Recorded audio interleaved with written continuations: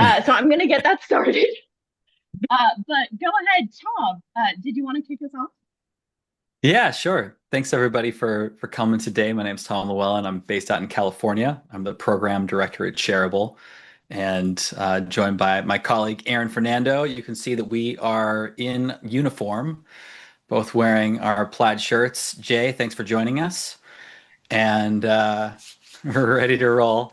Um, Gonna just talk a little bit about Shareable, and then what we have planned is rather than doing like a traditional presentation, sharing story, uh, you know, kind of outlining how cooperative projects can work, how they can be replicated through experience, and kind of take you on a little bit of a couple of narratives. So I'm going to start with my own personal or part of my personal narrative, and then I'm going to pass it off to Aaron, and he's going to share part of his. And then we'll have plenty of time for kind of discussion at the end. And if you have questions that pop in, please do let us know in the chat, and we'll try and grab those. And I mean, I love that question. What do you lose track of time in?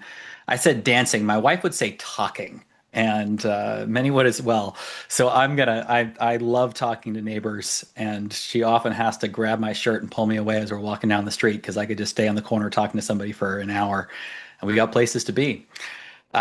So love the prompt, and also that's my little mea culpa there. So I'm going to try and keep to about 15 minutes or so, and then we'll pass it off to Aaron. But Shareable as an organization, just for a quick background, has been around for about 16 years.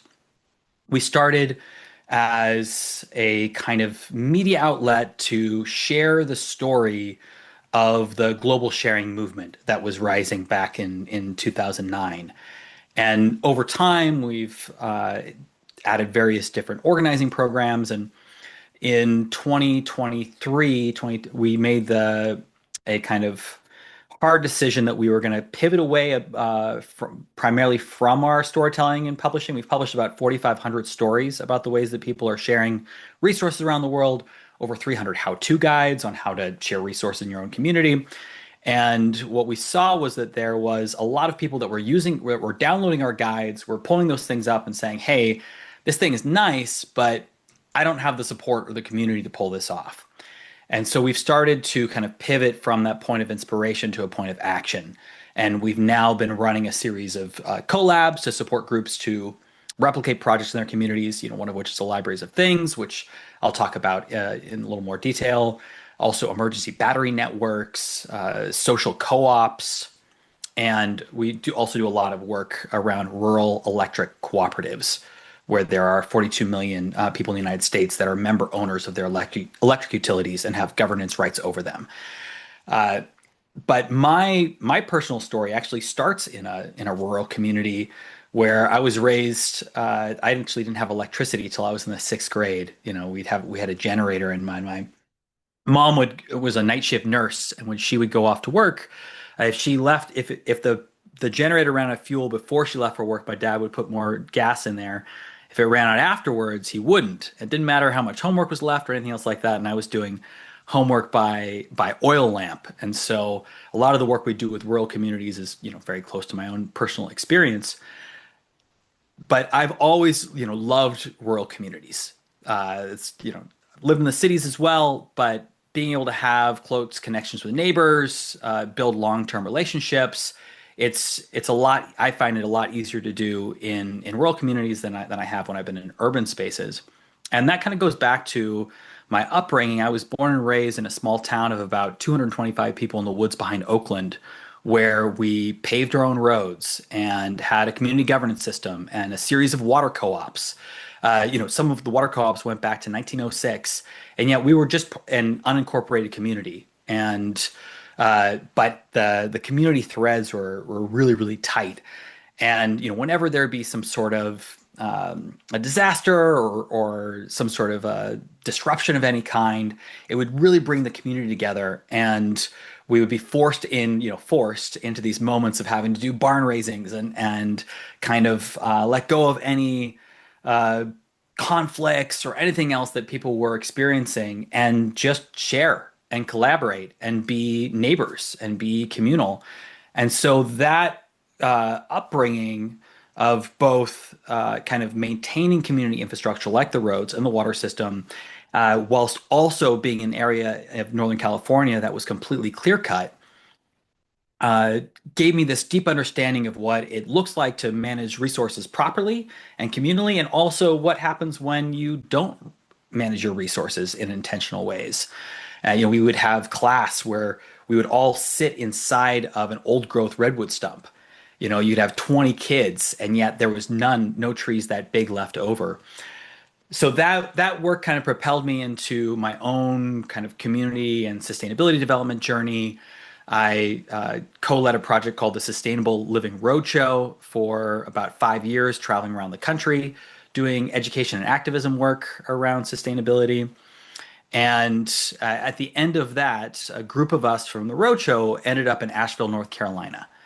And we had been kind of cross-pollinating ideas around cooperative infrastructure and sustainability, but not being able to fully realize a lot of the projects that we were talking about. We were talking about what people are doing here and there, but we're like, oh, we want to get our hands dirty. And so we went out and had the intent, started a tool library in Asheville, North Carolina, which is still running today. And the other thing that we wanted to do was to do community asset mapping. And that ended up being my portal into Shareable, because Shareable had a community asset mapping project where they were doing these map jams where, 5, 10, 20 people would show up for an evening and make a digital map of all the available kind of sharing based resources in their communities. If there's community health clinics, the farmers markets, the libraries, the credit unions, if there were, food co-ops or free stores or anything else like that, what the church infrastructure was. And at the end of an evening would have a public digital map that could go out and, anybody could replicate. And so we've got a how-to guide for that on Shareable on how to host a map jam and do that work. But by being a volunteer, leading a very successful map jam in Asheville, that ended up leading my position at Shareable. And Shareable said, "Hey, you want to be starting all this infrastructure, you want to be advising groups around the United States, come play with us, and we'll do it together." And so that was now 13, 14 years ago. That was in 2013 when that first started. And from that point in time, I continued to work to start the Asheville Tool Library, which officially opened in 2015. And at the time, there was a number of tool libraries that were starting up here or there. There wasn't quite kind of like a critical mass to it yet, but it was like a very tangible resource. An example of sharing had a strong, beneficial both environmental impact, but also social impact and a financial impact as well. When we kind of look at libraries of things, the things that kind of excite us is their ability to, provide access to folks that won't be able to otherwise afford things like tools, that they can be economic engines and drive projects. So Minneapolis Tool Library has a community. They were started with a community development block grant to support kind of the to fixing up of some derelict neighborhoods. The Oakland Tool Library in California has 25 weed whackers and 15 hedge trimmers, and they have a bunch of people that work in the trades that get their start by utilizing the tools from the library. And these are the things that we see, replicated across the country. So I got really excited about it, and I continued being excited about libraries of things when I was working with Shareable, and it has allowed me to work with communities that are doing affordable housing developments. We did a project in Houston, Texas, called where we built a library of things into a new affordable housing development called Connect High Star. And we are now working with a series of other community developers across the country to replicate that model. We have a cohort that's starting in May for that, and then another one that's starting in September. We've also been able to work with universities, and we're expanding our university program, and we'll be launching a university collab in the beginning of next year, and other kind of community space and municipal partners. So, one of my favorite examples of kind of how what multi-sector partnerships can look like around a cooperative project is in the city of Monterey, which is one of the suburbs of Paris. And in 2019, I was invited out to there for kind of a 3-day event, so really 2-day event series, where the a local NGO had translated one of our books, Sharing Cities, Activating the Urban Commons, into French. And they wanted to do a release. In addition to releasing the book, they wanted to have a couple of big community events. And so on on the Sunday of the weekend, we had this large sharing festival where there was 150 activities across 75 locations all over the city of Monterey. It all ended in a big stone soup and concert in the city square. And if I were to tell you my story of stone soup, it would take up all my time. So I'm just going to brush right over that. But it's a great folk tale if you're not familiar with it. And it's the story of stone soup is one of like the anchors of a lot of the work that we do at Shareable. But that was the big Sunday, and the Saturday, the day before, we had a sharing kind of city summit where we had the chief resilience officer for the city of Paris, a number of different municipal staffers from the city of Monterey, local representatives from various collectives and nonprofits, and it was all focused around, what would it look like to make Monterey a sharing city? And on the eve of that, on the first night that I got there. Um, I was invited to go to dinner with the mayor of Montreal. And it was myself and the lead organizer that brought me out there. And as we were talking over dinner, the mayor basically challenged Sylvain, the organizer, and I to come up with a project that would engage the residents of the city of Monterey and kind of let them know what it looked like to actually to share. And so after talking about the history of the city, learning about the fact that it had been the breadbasket of Paris at one point in time, it then was industrialized and then later deindustrialized. I I had to tell the mayor, it's like, I may be a little biased on this one, but I think what we should do is start a tool library in Monterey, give the tools of sharing into people's hands. Like, there's this long, deep history of trades work and agriculture and everything else. And I think that's going to be the entree to bring people into this kind of concept. And so we talked about that. We talked about some other food-based projects, some different things that might work out. And the next day we had that big city summit. And the mayor missed my talk. And all there was maybe 15 different talks from different groups, everybody talking for 5 to 10 minutes. And we had these two big concentric circles. So there was about 50, 60 people in these concentric circles. And the speaker would always be in the middle talking to everybody. So the mayor came in to give the final remarks and had missed my talk. And so looked around, found me in the crowd and said, "Hey, Tom, did you talk about that tool library idea?" And I was like, actually, I didn't. And the mayor sat there for, I don't know, 30 seconds, maybe a minute. It felt like an eternity, just processing the thoughts. And after that pause, it basically said that the city of Monterey was going to start a tool library. And then laid out all of the reasons why I'd said overnight, why I thought it would be the night before, why I thought it would be beneficial.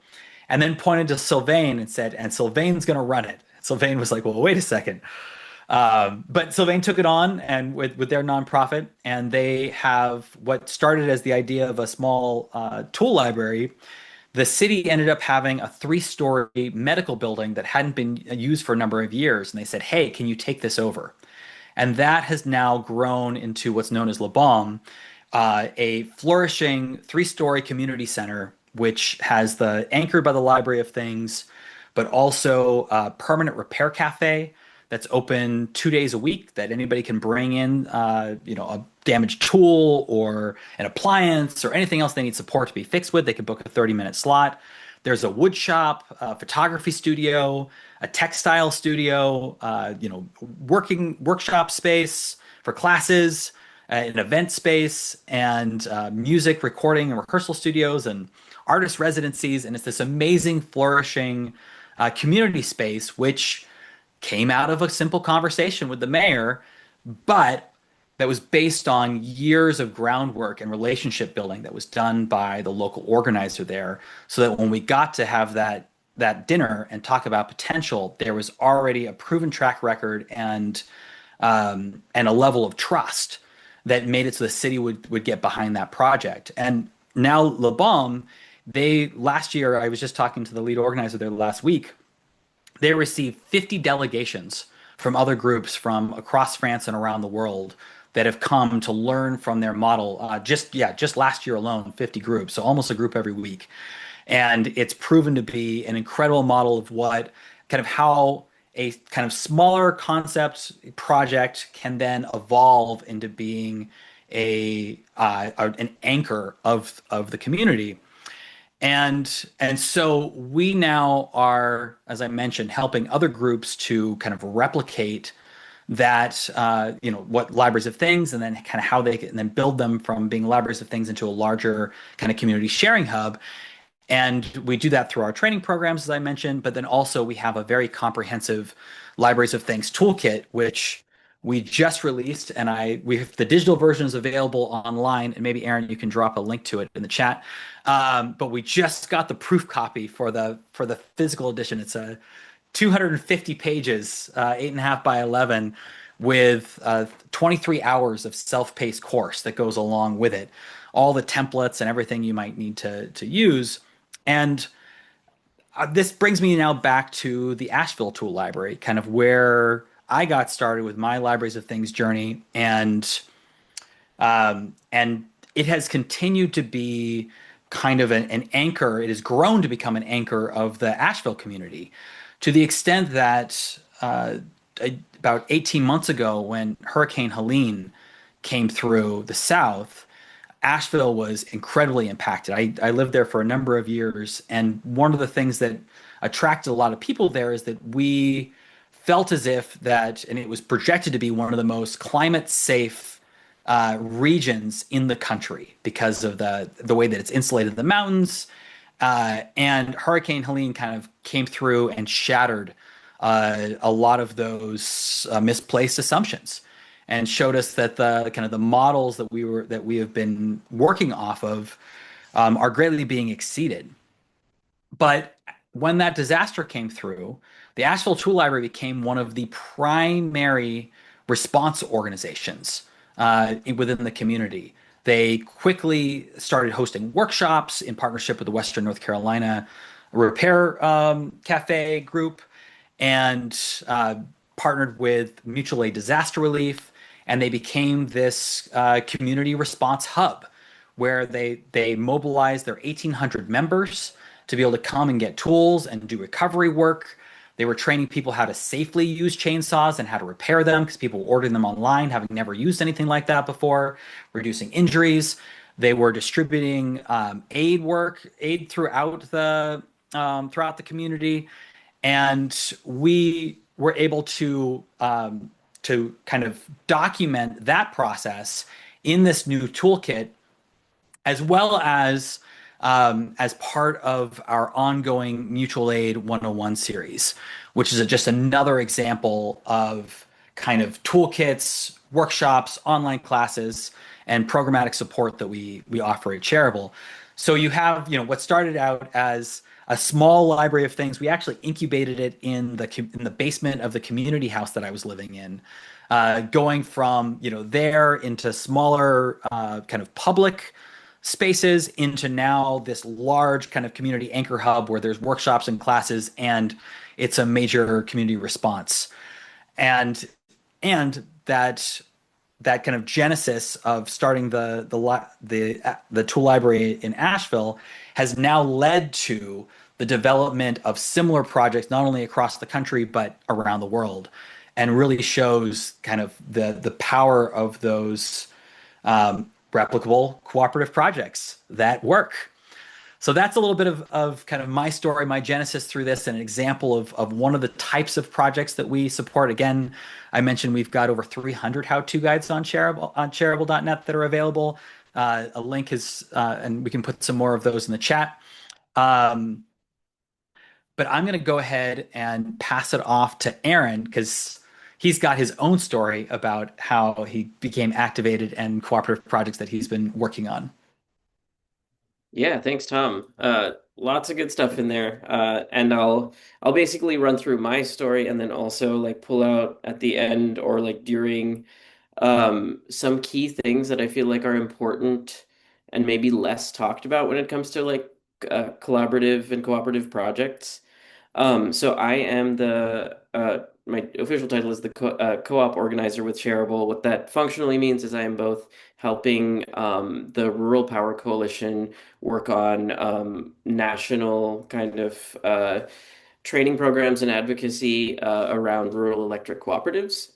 So some of you on this call may actually be member owners of an electric co-op, and there's a good chance that if you are in a rural area, you might be a member owner and not know it, because what we have found is a majority of member owners don't know that. But so that is a place. Rural electric co-ops are one place where uh, cooperative action can happen, and that's one realm in which we are working.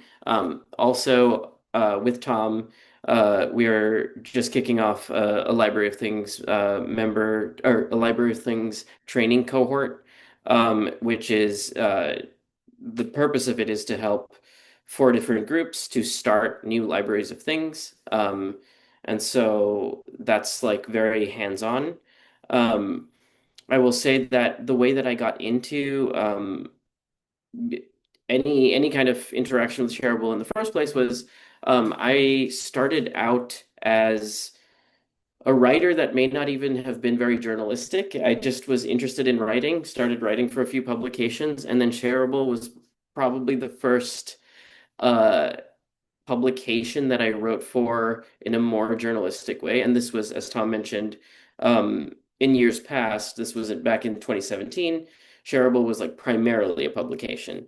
And so what was really great about that period and my ability to engage with Shareable in that way was I was able to kind of like take these semi deep dives into all kinds of um, topic areas that were like alternatives to capitalism, co-op projects, community driven projects, just exploring the diversity of how people can organize to improve their communities in ways that were not kind of like business as usual. And what I will say is during all of that time, um, I will I will here. I'll actually share screen. Um, and you can see, okay, I believe that's correct. Okay. You can see, okay, so these are some articles that I wrote uh a few years, this is probably like 2020, 2019. But actually, if you go a little bit further back, this is all what I wrote for Shareable. You go a little bit further back and you start finding things that are more around blockchain. And I bring this up because there was a time, similar to maybe now, when we think, oh, AI will transform the world. There was a time when it was firmly believed by many that, oh, blockchain will change the world for the better. And so what was interesting about this was there was the room to kind of experiment and learn and play about like, is this possible?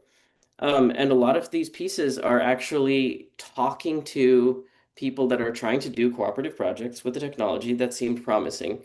And it turns out that those did not actually, many of these projects didn't really pan out the way that they intended to. And I think this is an important lesson because uh, when you're trying to do cooperative projects in a kind of prevailing capitalist system, you have you're trying to do like a square peg in a round hole kind of situation. And so there's a lot of approaches that might seem promising, and until you like dig into it or even experiment with it, you might not know if it works. And if you actually go way back to my earliest articles on Shareable, they're about primarily like different forms of finance and money. Um, and that's really how I got into kind of like the solidarity economy space.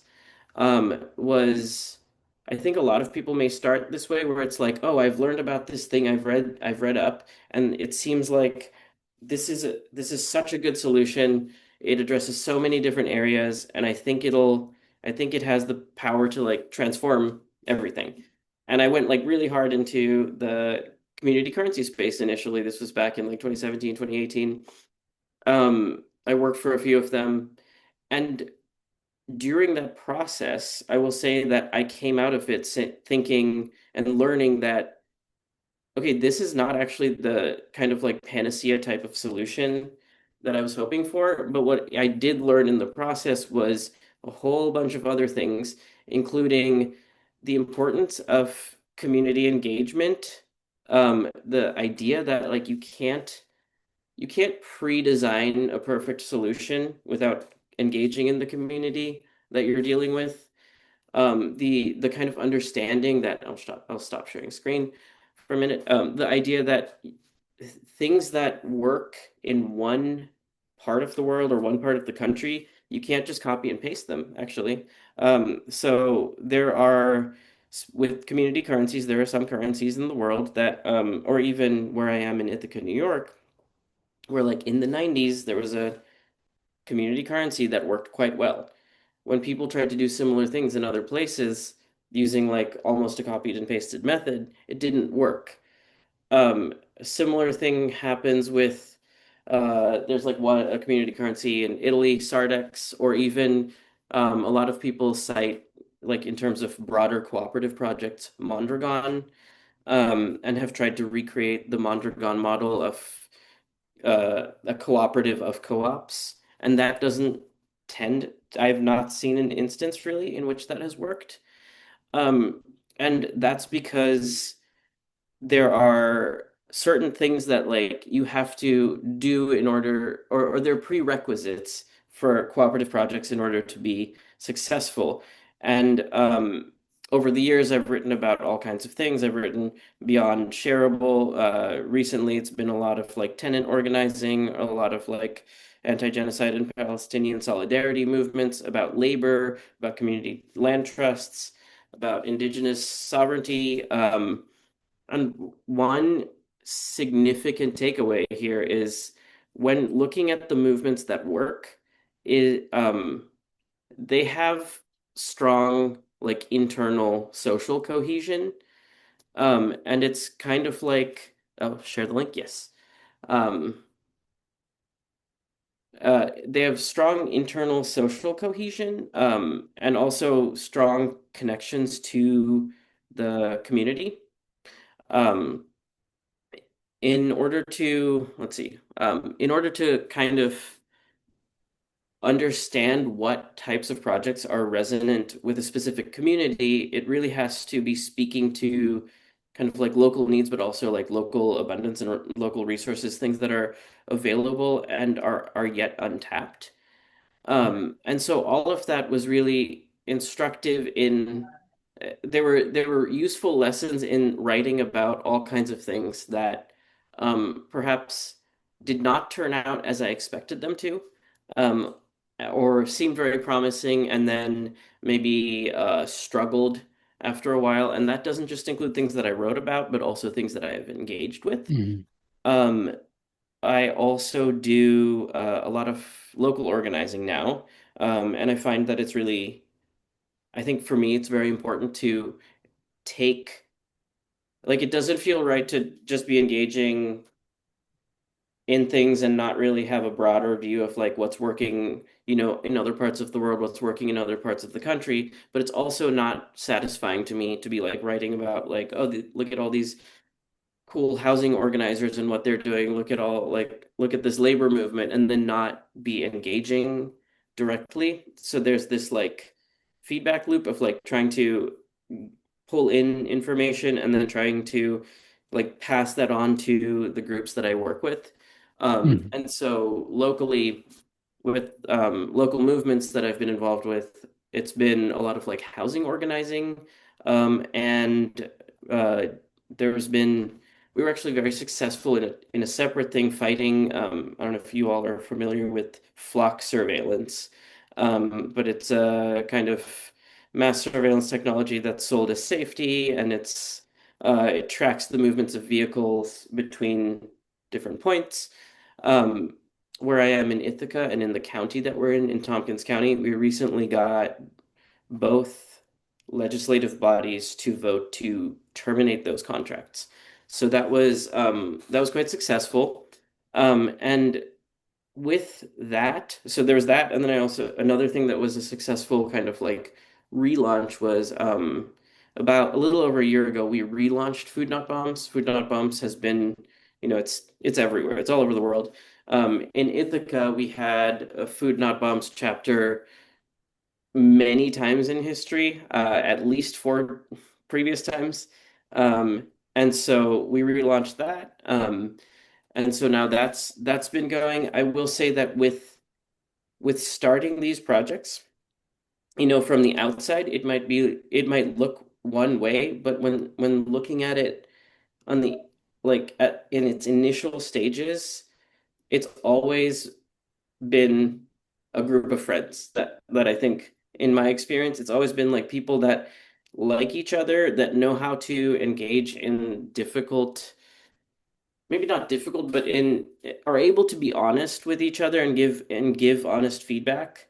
And so I know when preparing for this call, Megan sent some questions. Um, One of them was like, are there any prerequisites? Or should you do this thing or this thing first? And one of them was funding, and one of them was like, talk to your neighbors. And it's like, yes, talking to your neighbors. It's really like, and not just necessarily neighbors, but having strong group cohesion so that you can really, if something's not working, that you can actually like talk it through and be like, why is this not working? And no one feels like Yep. personally attacked, like, oh, my idea, that was my idea, and this person like is coming at me. Because I've seen that happen in groups that don't work. um, and so it's like I think the group cohesion and group trust and the like kind of building at the speed of trust aspect is by far the most important thing, and I would say far more important than funding. Um, and yeah, bringing it back to Shareable. So Shareable has uh, a number of different. So yeah, as Tom mentioned, as I kind of like touched upon, we have moved away from being like a publication. There's still stuff that we publish, it's just less frequent, and also it's much more in depth. So we'll share screen again so you can see some stuff. Boom. Okay. So here we have the Library of Things toolkit that Tom mentioned, the Mutual Aid 101 toolkit, and then this is the Electric Cooperative Organizing toolkit, which is the programmatic area that I was primarily working on. And this is another, like if you're a member owner of an electric co-op, this is a 100-page document that will give you, or 98 pages, that will give you uh, a whole lot of background that you may need if you're trying to engage with your rural electric co-op to try and push for whatever it may be, and specific policies that will benefit your neighbors, or specific get more transparency in your utility. And so what we do now is we provide as Shareable for specific areas um, the kind of resources that folks need in order to like get up to speed, and also with the trainings that we do, the collabs, or sometimes we call them solidarity works programs. um, it's kind of like creating like a container for people to come and engage with the ideas, and try to like understand how to put it into practice. Because yeah, it is the case that when I started out writing, I thought maybe it's enough to like talk about, or like to explain like a great project that worked, and then that will be enough to get people to like try it. And it turns out that's just not how it works, because of resources, the need for community cohesion, and it, there, the a little bit of hand holding can actually go a very long way. I think Tom may have mentioned that like the last Library of Things cohort there's new libraries of things now because of that.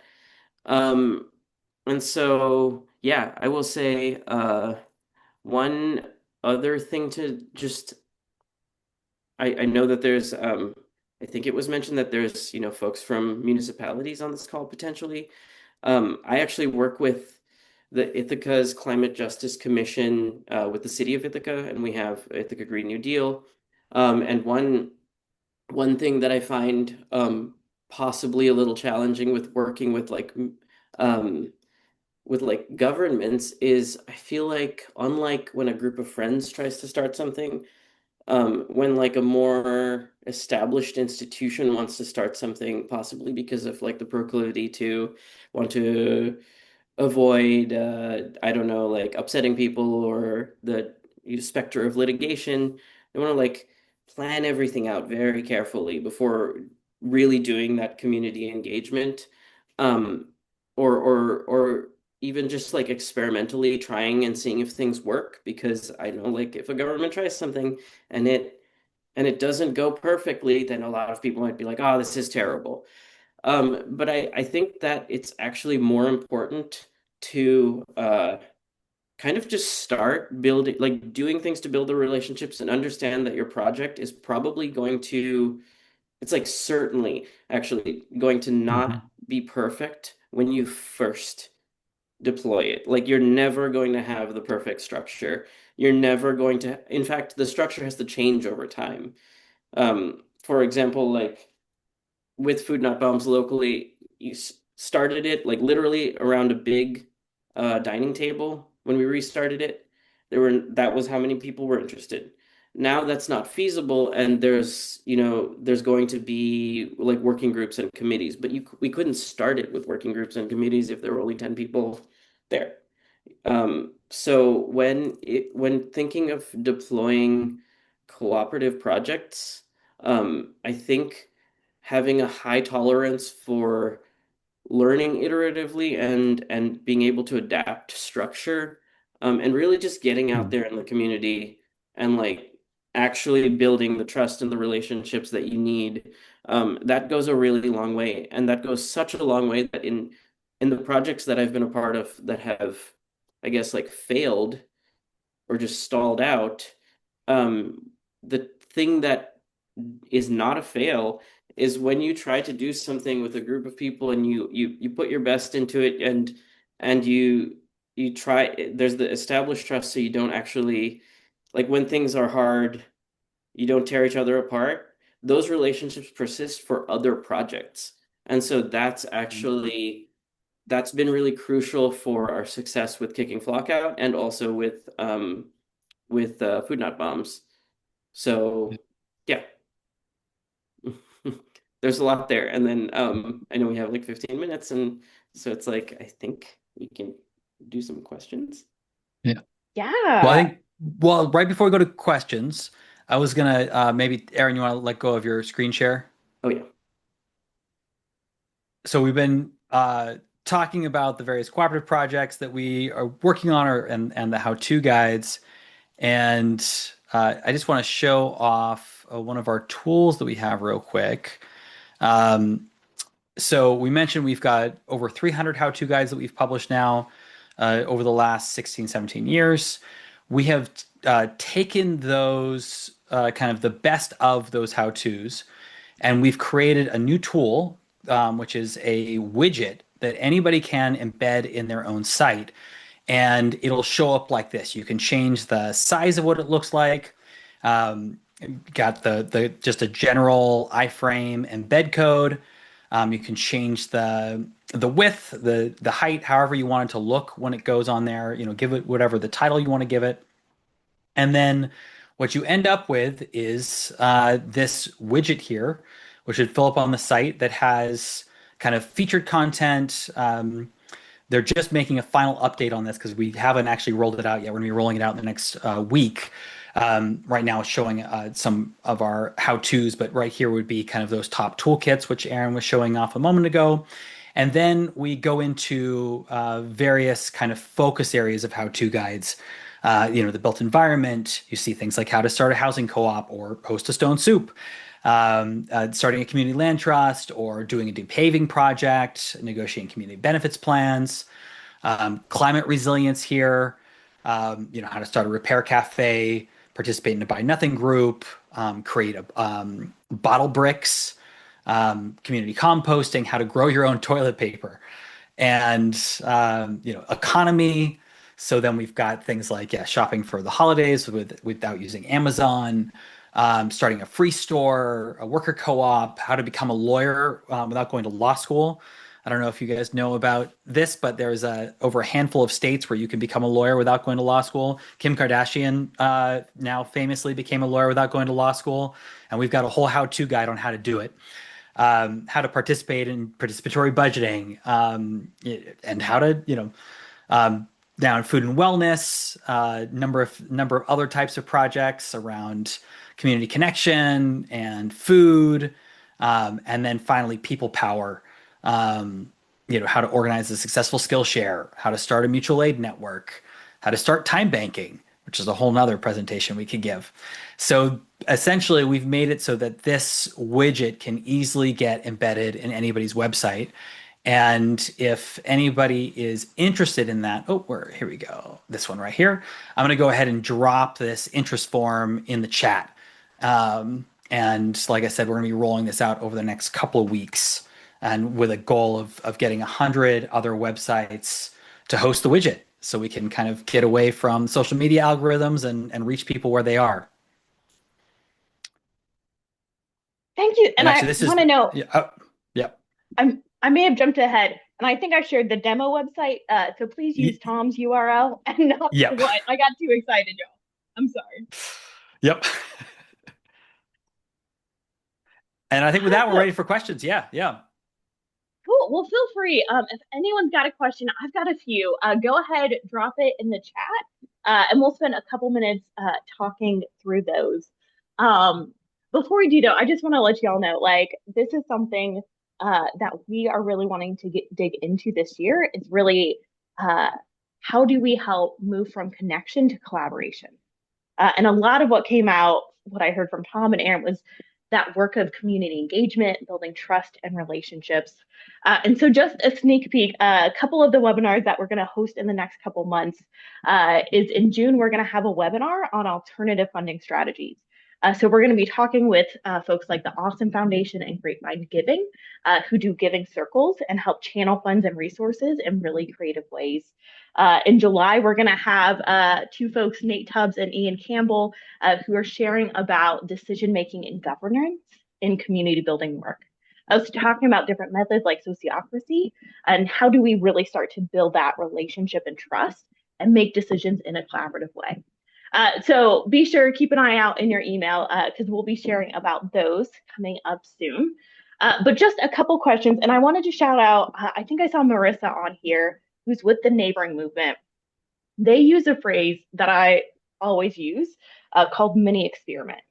And so it's the idea that you're trying something small, that you are free to fail in it, that you're not starting something huge, but you're just getting started. And so I kind of want to steal that phrase for a minute for the two questions that I've got, because it's really looking at for neighbors or neighborhood leaders. If we've got folks, and I know a lot of folks on here, and a lot of the questions we get are, I'm hosting block parties, I'm building connection, people are showing up. But then when I try to get folks to do something together, people aren't as interested. And so for those folks, what might be a mini experiment? It could be one of the how-tos or something that you've seen work really well to kind of help build that bridge between connection to collaboration. Yeah. I mean, for me, it's, I always start with food. So I talked about mentioned the stone soup, and it's been, the link to that was put in the chat. But starting with food, still the same. It's still, sorry, it's still loading. I just realized I just hit save on that how-to form, and it's still taking. It should be good now. Yep. So starting with food, and then try to find some sort of a regular event that people are excited to come to. So in my case, my wife and I, we host regular film screening nights. and we do an annual like Best Picture kind of Oscar nomination film series. And this year we had really good weather in California. I mean, I don't know if I'd call it good. We had no rain.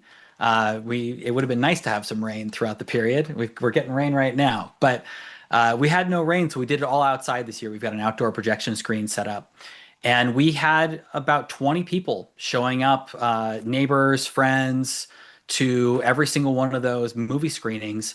And now it's become like an annual event that people are used to coming to. And then, having amazing conversations after that. We watched one battle after another, and that led to like an hour and a half of like really focused conversation around community organizing and state of the world and all these whole things. And so the film was a jumping off point to bring people together. We had neighbors that were meeting each other for the first time that come to these things. And you kind of have to start by, again, building those relationships, right? And it's easier to build those relationships in a social context, I find, than in a we're going to work on X project together.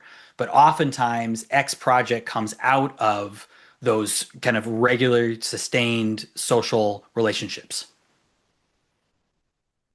Yeah, and I'll say, once you have the community or the communities that have that like trust and cohesion and are feeling ready to go, I think the important thing is you may have heard of like SMART goals, like the acronym specific, measurable, attainable, relevant, and timely. Um, I think that's really how to kind of get moving is like, and also like starting small. So it's instead of being like, oh, wouldn't it be cool if, and then something like enormous, like this, for example, like with Food Not Bombs, we were like, okay, given the like timeliness, the T and the smart, of the fact that the Trump administration is like really attacking any program that like positively affects folks that aren't like ultra wealthy, right? And given the attacks on the food system and the rising cost of living, it's like very timely to have more kind of like food mutual aid stuff. And so we Yep. didn't say, what if we could do this? And now Food Not Bombs is not just Food Not Bombs, but they have like burrito and soup distribution on other days too. Um, None of that was like proscribed. It was just, what if we can do this once and see how it goes? And so we set a date, and it was like 6 weeks out. And then we tried it, and then that night it went great, and we said, well, we'll try to do it again next week. The next week went well, and we said, well, we'll try to do it again next week. And then after a few, it was like, well, we'll try to do it for 3 months. And then it just continued like that. A similar thing with Flock, where it was literally like me and a couple friends saw the flock camera and were like, "Hey, what is that? Is that a flock camera? We should do something about this." And we just showed up as a group of four people to Common Council, and then we were like, "Oh, they didn't receive that terribly. What if we like try to build this group out a little bit?" And so the specific goal there was, can we build out a group to like try to kick flock out of the city of Ithaca? And because we had, our networks of trust, then we were able to have those conversations. People were like, "This is serious. This seems attainable. It seems relevant and timely." And so, uh, that is kind of how it branched out and became a thing that was successful. It really was just, yeah, like something rises to the level of like, I feel like my neighbors care about this, and I feel like there's something within a short-ish time frame that we can do about it. And so why don't we try? Yeah. Awesome.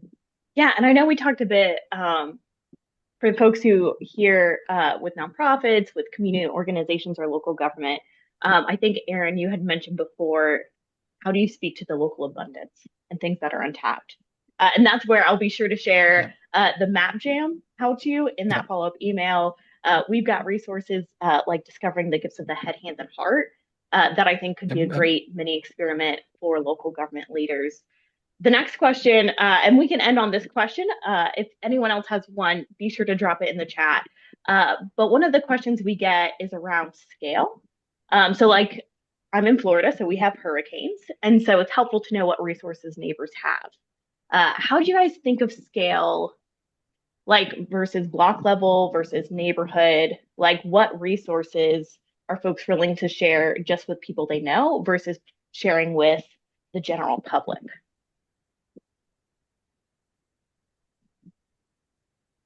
Aaron, you want to take that one? Yeah, that's a really good question. I feel like the scale is like there's like a tension between many different things of like what is feasible and what does the community want, and then also um like what capacity do we have maybe? And so yeah, I mean my brain is going off in like a lot of different directions with this question. Also one thing that I feel like is important, an important lesson I have taken away from implementing projects is sometimes if things need to scale up, it's actually better to just like have more working groups, or like sometimes we say like replication rather than scale. Um, and it can become onerous and potentially even toxic to have like one group try to achieve a very large footprint. I have found where people are more engaged if they feel like if you're trying to do something that's cooperative and non-hierarchical, um, it can be challenging to actually have like let's say like 50 people regularly engaged. So instead, what you can have is like a bunch of groups of like 5 to 10.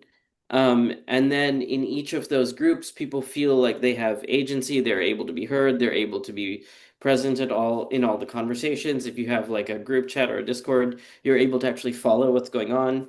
And so instead of like instead of scaling to try to be like the biggest group possible, it's almost like I guess the kind of working group model or sociocracy or whatever version of that you might call it, where you might have the folks that are most connected to a specific neighborhood or most connected to a community, um, most intimately working on that specific domain and have the most decision-making power, but in relation with other.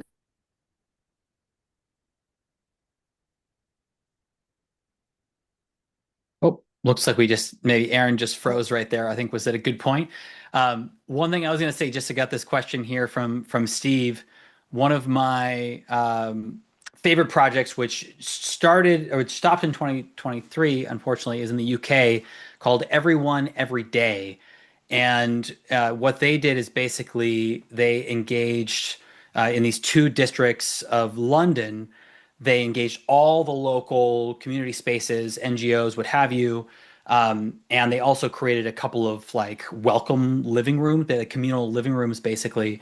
And they would put out a quarterly magazine with all of the activities that were happening in those districts, over those 3 months, and would have a welcome like living room space, community living room where anybody could come in and be like, hey, I would love to help host some sort of a cooking class.